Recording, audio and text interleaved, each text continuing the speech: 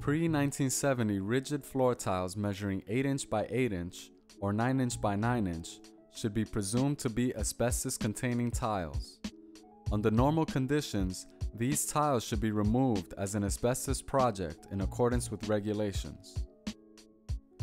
While it is a violation to remove these tiles other than as an asbestos project, remediators should understand that saturating these tiles with water will substantially reduce the levels of asbestos released if the incidental disturbance of these tiles is unavoidable. Remove and dispose of all ductwork and air handling equipment that were submerged. Inspect non-submerged air handlers and ducts for visible mold. Interior fiberglass duct liner is often colonized by severe levels of mold growth and should be replaced or encapsulated with the mold-resistant fiber-locking coating such as Foster 4020. Here are some tips on occupant, worker, and premise protection during the mold remediation project. In two-story houses, thoroughly seal off first and second floors with poly sheeting. Run a high-power exhaust fan in the work area to provide dilution ventilation and to prevent infiltration of airborne mold and bacteria into adjoining spaces. Contractors and homeowners beware. Personal injury lawyers are already soliciting workers to file personal injury lawsuits for adverse health effects related to remediation work exposures. Be sure that workers are wearing full-face, HEPA-filtered air-purifying respirators.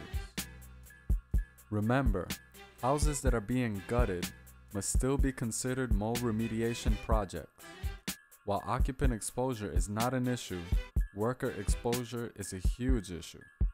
At the end of the mold remediation project, clean up all dust in the work area and throughout the house with a HEPA-filtered vacuum cleaner.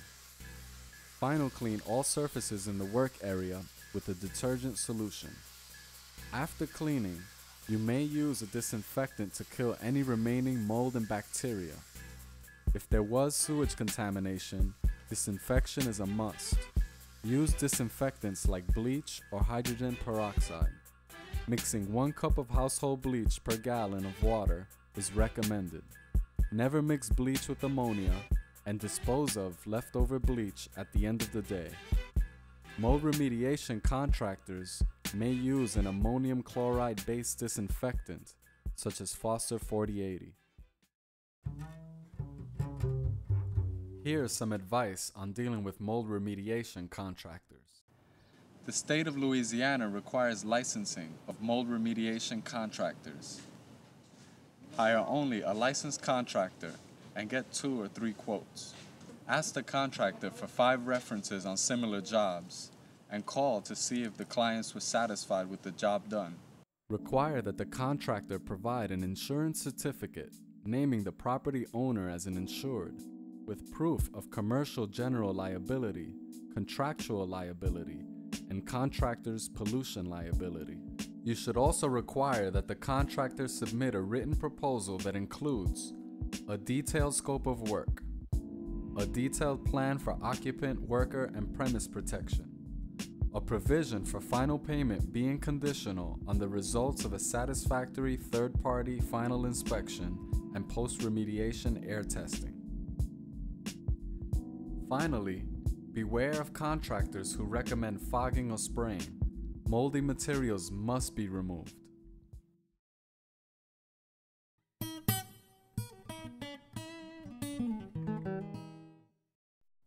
Rebuilding with mold-resistant materials is critical to prevent another mold crisis if there's another flood. Do not use paper-faced gypsum board, also known as sheetrock, when rebuilding. Good substitutes for sheetrock include fiberglass matte finished gypsum board, like Georgia Pacific's Dense Armor Plus, and cement board, also called Wonder Board. For seam taping, use fiberglass tape in place of paper tape. Insulate wall cavities with styrofoam board in place of fiberglass batting insulation.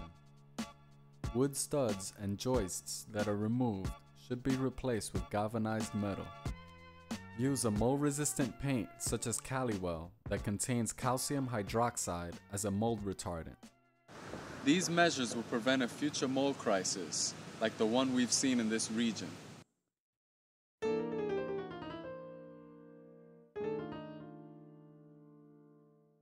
Here's a few health and safety advisories that involve issues other than mold. Mold cleanup activities may result in the release of lead paint dust. For households with children under the age of 6, lead dust wipe post-remediation clearance testing is strongly recommended. Plaster may contain asbestos and can be inexpensively tested for asbestos content. Remediation of asbestos-containing plaster surfaces poses severe health risk to workers and occupants. If you smell a gas leak, there may be a risk of fire or explosion. Call your utility company. Stay away from downed power lines and damaged electrical wires. Carbon monoxide exhaust kills. Use gas-powered generators outdoors only and make sure that propane and kerosene heaters are properly vented. We hope that this film proves to be useful to people who were directly affected by the hurricanes of 2005. On behalf of the Little Sisters of the Assumption Family Health Service, I wish all of you well and hope that you can rebuild and improve your homes and communities in the near future.